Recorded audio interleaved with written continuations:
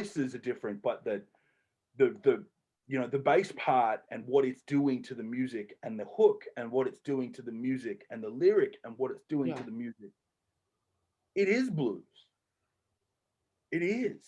Just done in a different way. Yeah. Yeah, just different sounds like a drum machine and and MIDI piano and all the rest of Hmm. it. Like, but what we're actually absorbing, what we're listening to, if you can take that, the filter of that 90s production away, and then imagine doing it live with a blues band, all of a sudden it's the blues. You're right there. It's the blues. It's the blues. I agree with you 100%. So, Big Ben, tell us, Mm. so what's been going on with your pandemic? Have you been working? I know Australia was shut down for a mighty long time. Is it starting to open up? Are you getting more work going in? What's going on? Well, we yeah, we locked down for a long time. Melbourne was the sort of worst hit by the lockdowns at the time. We had, you know, on and off for like 8 months. We'd get Mhm. out for a week and then we locked down again, and it was brutal. So all the gigs stopped, all the venues shut. Um, Late last year, November, like I was right on the forefront. The day I could put a show on, I was like, we're doing this.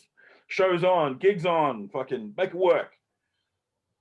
And it feels like it's been a bit of a struggle since then to keep it going and keep it happening. And people were really keen to see shows and get out and get involved with stuff 4 months ago. And I definitely remember last time I saw you and last time we was together, you was building on a momentum. oh well, yeah. And look, I through lockdown, I released two EPs. Mm. And next month I release another one. That'll be my fourth release in 18 months. Um, and I'm working on, a couple more and an album for later in the year. Mm. Um, and it's all trucking along, but uh, touring is still not happening. Festivals are not happening. And as a full-time musician here in Australia, it's like, I don't know what it's like in the States, but Oh, shit down here. yeah. Yeah. But generally, it's like the festivals are the paydays that keep you afloat for the month. Yeah. So you can, kind of tread water playing the shows in your hometown, and then you go out and you do that festival and you make enough money to pay next month's rent. So Mm. you pull the festivals out and you kind of tread in water until you get your rent, and Yeah. you Uh, fall off a cliff, there's so many. Yeah, it's just hard. I mean, how much this pandemic. It's like, especially for like blues musicians. I mean, how it's it's affected over these last 12 months. I mean, it's just hard to really just have to see. It's like we talk about look at musicians like it's like there's some of them like we're talking pop rock musicians, and they're ones that have really made it big. They know, I mean, they're not playing, but financially it's probably not a big deal for them. But then you look at like in our genre of blues, I mean, it does make a difference, so it's hard. huge difference. And it's been a bit of a struggle for me because coming out of the lockdowns and stuff, I had this big head of steam about how the community was going to miss it and was going to need it, and they were all going to come out, and it was going to be better than it ever was. It's like it's nearly like I constructed that story just to keep myself going through the lockdown, and that wasn't untrue for the first 8 weeks. And then everyone just got comfy again and back to normal. And I don't blame anyone for not coming out to shows. I don't blame anyone for Yeah. you know and I get myself in trouble a lot at other blues shows, at club shows and stuff. People will come up to me and say, oh, I'm really sorry I didn't get to your show this week, or I'm really sorry it's like it's so far away from home, or it's so late and it's midweek and I can't. And it's like, well, it's midweek right now. My show is 2 kilometers from where we're standing, and my show finishes an hour before it is right now. But all those excuses are really cute. It's totally fine that you didn't make it to my show, and you don't need to tell me all the reasons, because Would you have people email you or like message you about that? No, but there are like Melbourne. I mean, Melbourne's a city of 4 million people.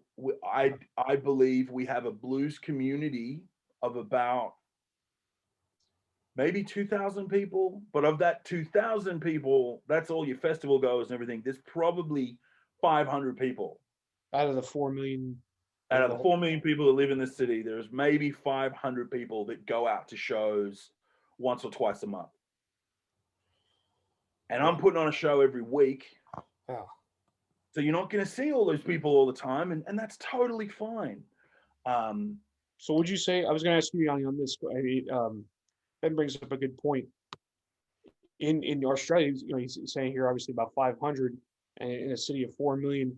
Would you say here in the United States it's probably a similar number? I mean, I haven't really done the whole math thing of it, but are we in a higher number than that, or you think we're kind of in the same level? What do you think, Yanni? Say that again. So Ben was just saying, Melbourne has 4 million people, and then maybe out of you break it down to 2,000, go to the fest, and maybe you have like about 500 that are the regulars in in the United States, whether it's in most cities. Do you think that we're for the city sizes that the number is higher than that out of the 500, or you think it's? I mean, well, that's an interesting point. Our numbers higher. Like I say, we have a great turnout as far as festivals goes. I mean, I'm talking about like as far as like the regulars, and you saying like 500. I mean, I look at like a city of like, let's say 3-4 million, and we have maybe 1,000, those regular out of that 3-4 million, Yeah, that's not bad. That's not bad at all. Yeah. I mean, I'm thinking pre-pandemic, the numbers wasn't super great, but once things start loosening up, I think the turnout is gonna be a fucking amazing. I agree. Because everybody is like really on the edge for live music, for entertainment, to get out their houses, to actually do something, go somewhere. I think once the festivals, that's the best avenue to go, because doing stuff inside is gonna suck for a long time. But outdoors, the festivals is gonna take off. People's gonna really gravitate towards those things. What you think, Ben? What do you agree with that, Ben? Well, yeah, I mean, outdoor festivals, it's where it's at. People want to be outside. They feel more safe. They feel more comfortable. And that's great. But we can't put on 3 festivals a month here in Melbourne. Right. So there's not although that generally as a pitcher, that's a great way to look at it. Sure. But that's not going to pay us enough to keep a head above water. Right. It's the biggest thing.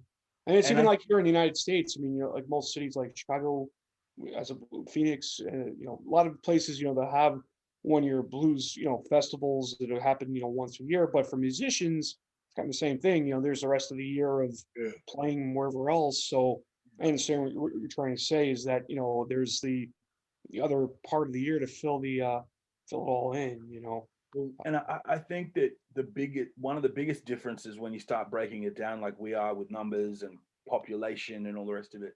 Sure. The big difference is that Australia is a population of like Manhattan Island. Really, it'd just be about like there's like 20 million of us, right? Right.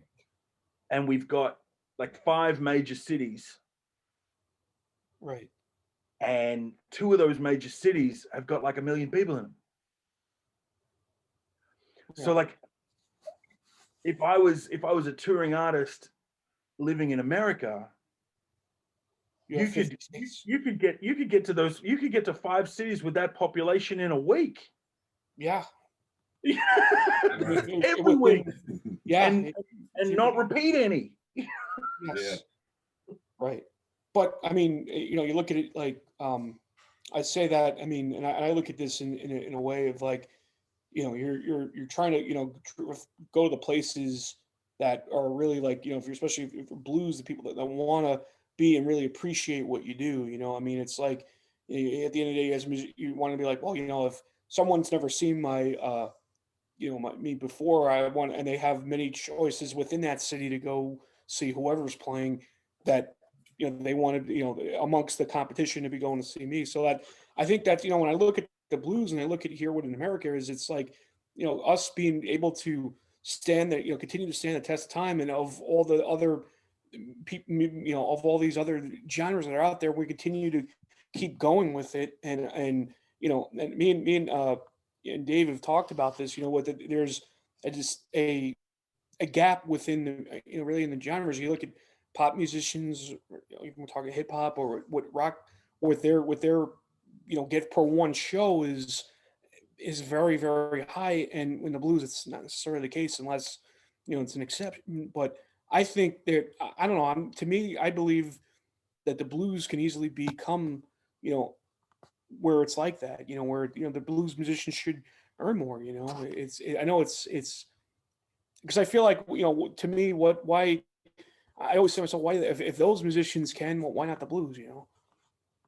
Well, and you're totally right. There's no I mean, I reason. know the record producers and the way the Billboard, they all might see it differently, but I say to myself, if music, where it's an art, and music, I mean, there's blues has the talent of it, and it should be. I mean, I know they're going to say, well, what sells and what's going to bring people out, but I think the opportunity is there for it.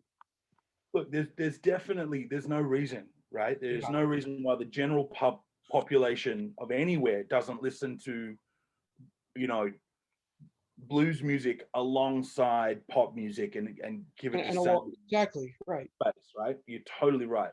I think the big difference uh, between, and I'm making a broad generalization here, right? But like the big difference between a blues artist and a pop artist is that the internal monologue of a blues artist 9 times out of 10 is a story of struggle. Yeah. And there is a lot of shooting yourself in the foot when it comes to, Right. playing that internal monologue out. Um, I guess and people look at it as pop as an upbeat. I guess they're looking at it as it's upbeat and yeah, exciting.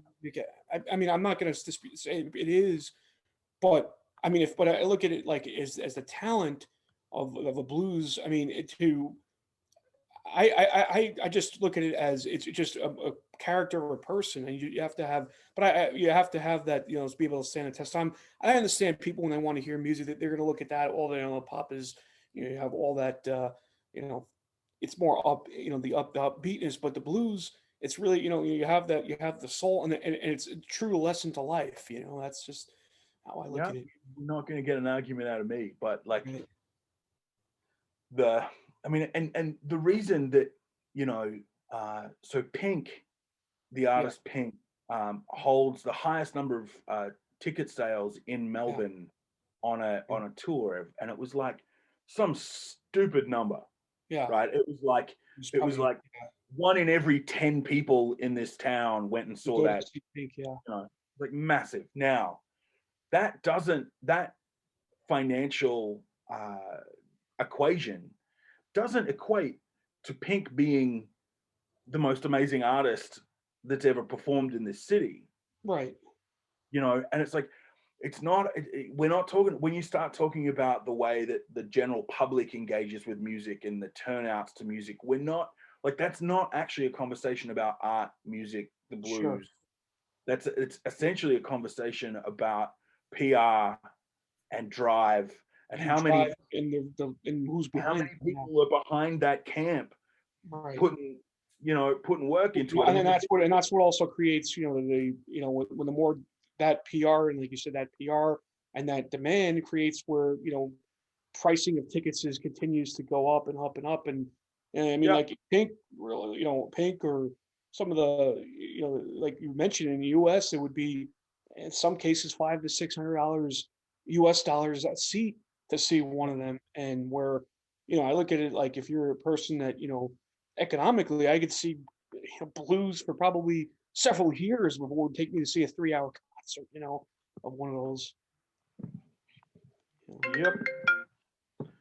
I mean, but Yeah. No. And like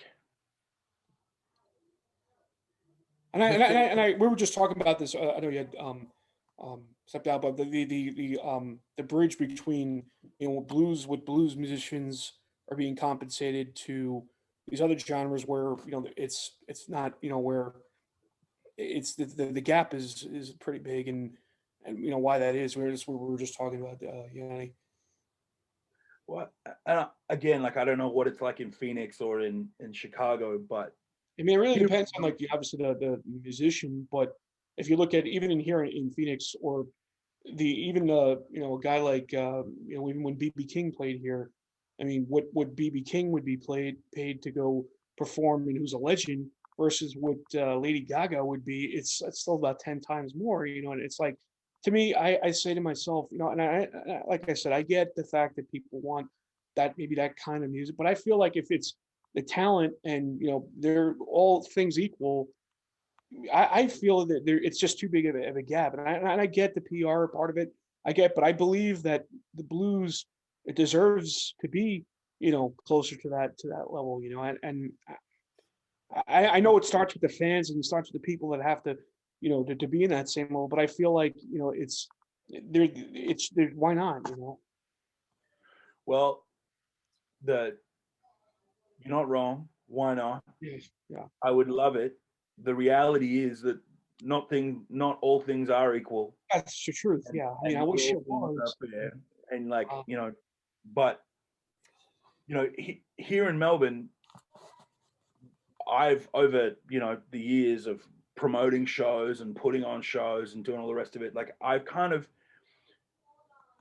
you can put a band on and spend no money on promo and you'll find a bar that will pay you like $400 to turn up and do the thing. Now you get the same band, you spend $1,000 on promotion, you can sell about $4,000 worth of tickets. yeah, You get the same band, you spend $10,000 on promotion, you can sell about $40,000 worth of tickets. yeah. And so, like, It's the amount of money invested in promotion. You're saying it's the amount of money invested in and promotion. you talk to you look at what Pink's PR budget is for a year. Yeah, It would be probably insane. millions of dollars globally. Yeah.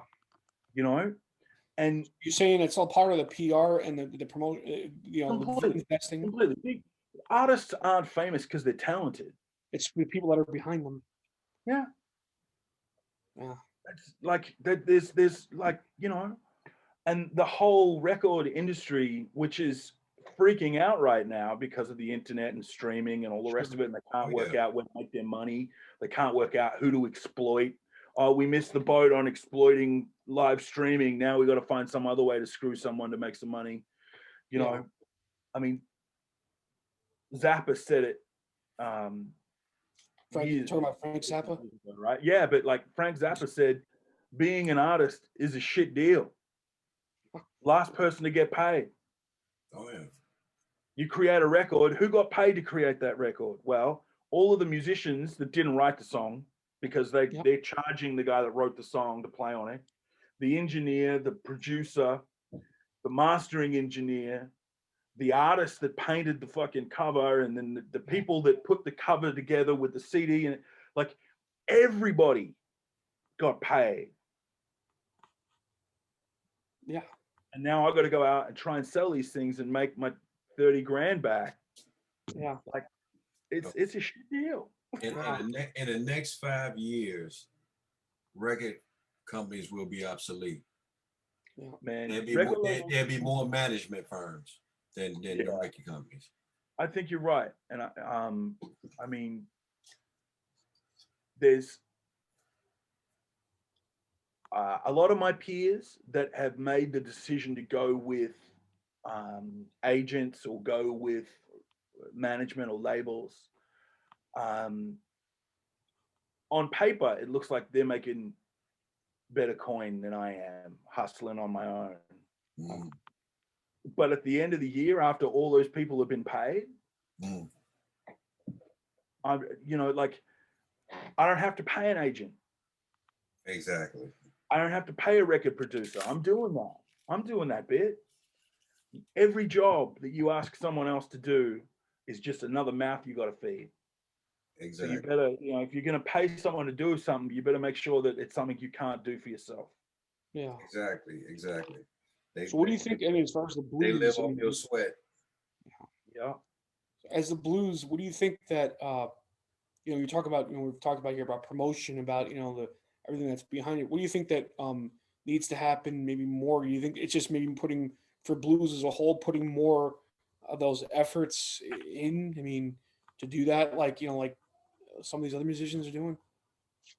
Look, I would love to see what would happen. I agree. I agree. What would I mean if all that same resources and time were, yeah, I You exactly know, right. I mean, I'd love to see. I would love to see. You know, let's. I'm just spitballing. I'm gonna upset some people. I would love to see. You know, Paul McCartney and Eric Clapton and the guys from Led Zeppelin and all these people that have made millions and millions of right, dollars off the blues and funk and soul and just yeah, essentially off music. They just recreated music and sold it to white America.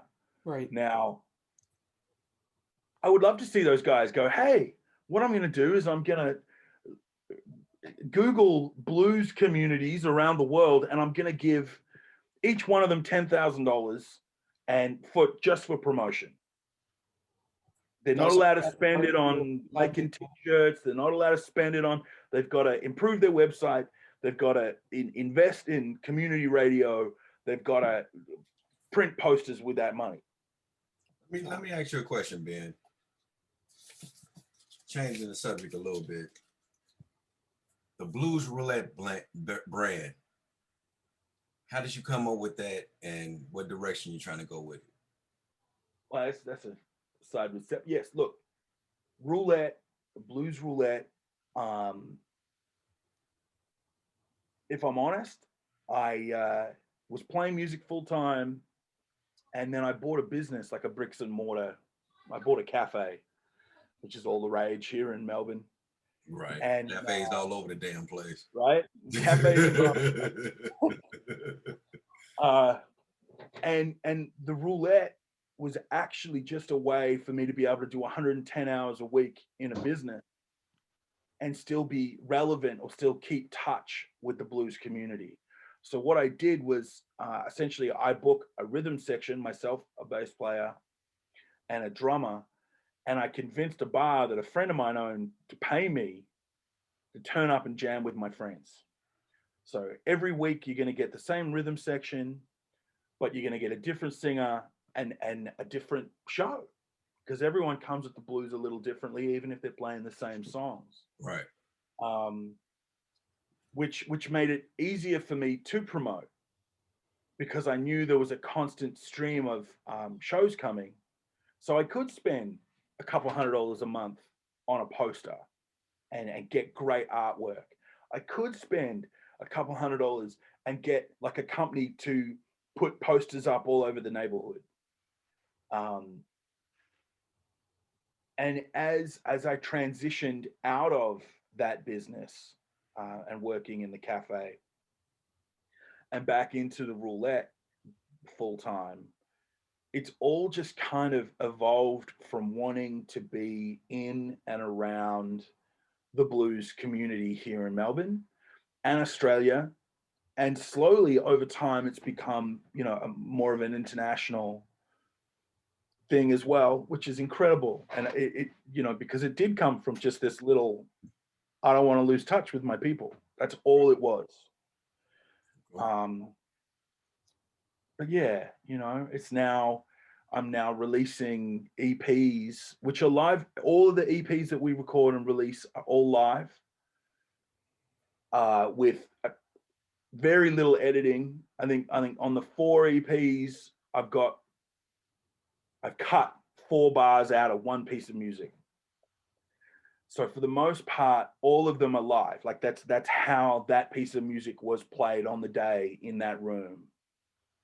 And that's really important to me, that records are a record of an event. It's something that happened one time, you know, and you can put it on and kind of get transported to that room and that time and revel in it a little longer. You know, we're now touring nationally. We're doing festivals all over the country. I'm selling T-shirts faster than I can print them. Right. Which is nice. You know, and thank you for the merch. I love it. Yeah, well, you know, you're welcome. But how did you go up with the name? Well, it just made sense to me, right? It's like blues. It is the blues. We're the blues. We're going to turn up and do the blues thing, and every week's different. So there's like that gambling edge, right? Like, are you going to win? You're going to lose. You're going to put your money down to come and see a show. You're going to win or you're going to lose. But like blues gamble didn't work so much for me. You know, like, there's, you know, roulette. I mean, it could have easily been blues poker. Of course, that wouldn't have, you know, it's just about the words working together, I guess, you know. Well, I'd love to tell you that there was this genius stroke of like lightning, but there just wasn't. It was just like, this is what I'm doing, and that makes sense, you know. Yeah, the blues roulette. We definitely gonna get the site where we can get the merchandise and all that from a little bit later. Yeah. But to go back a little bit, tell us about.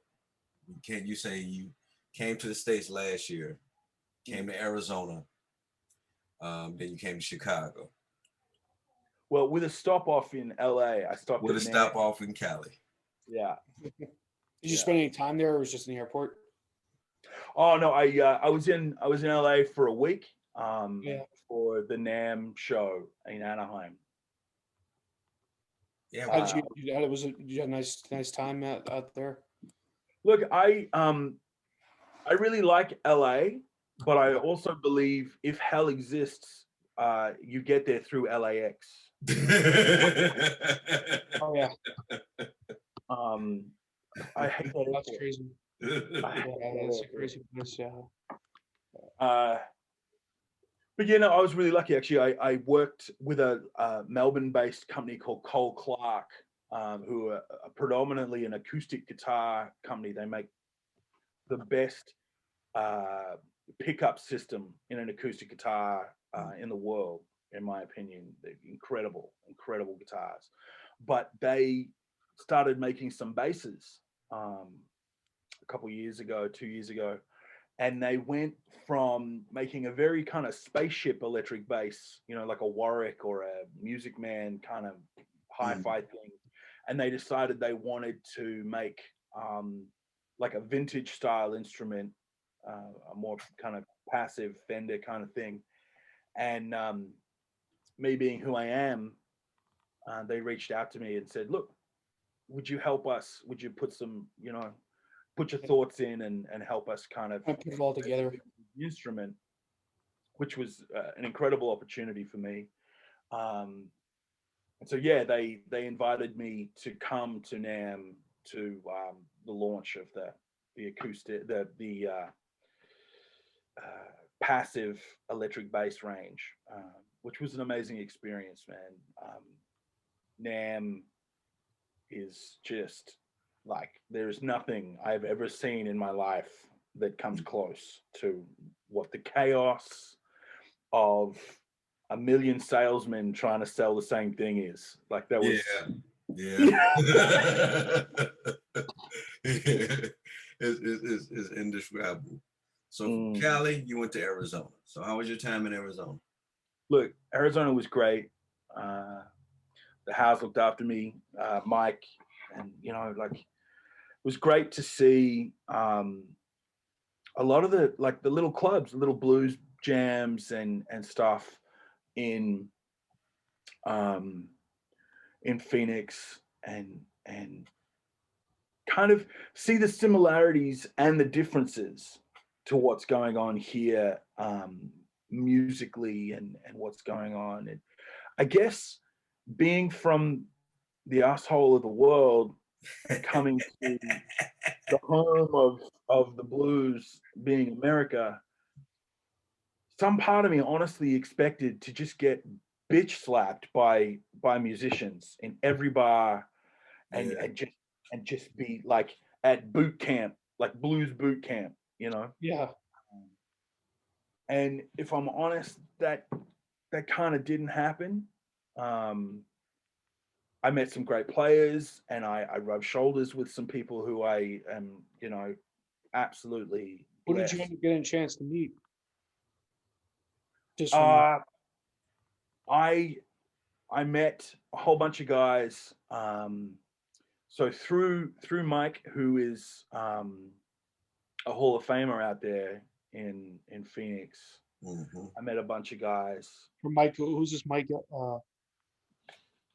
Uh, Mike Eldridge. I did meet Mike Eldridge, but no. Oh Mike God, that I you're feel. talking about. Yeah. Um, my brain. I'm pre-coffee. Let me. I feel. Oh, okay. Mike Howard. Yeah, Okay. and A hell of a guitar player. oh yeah, and yeah, just he, you know, he took me around and showed me what was going on, and a few of the clubs, a few of the guitar stores, and yeah, they both looked after me so well. I felt so so at home. I was very very well looked after. That's great. How did you meet Mike? Well, he was actually here in Melbourne Oh, wow. for, I think they came out, him and his wife came out for like a week or something, and I met them here, and you know, me being me, right? Like they was at some club in like the north end of town, and I said, "Oh, how are you getting home? Like, how are you?"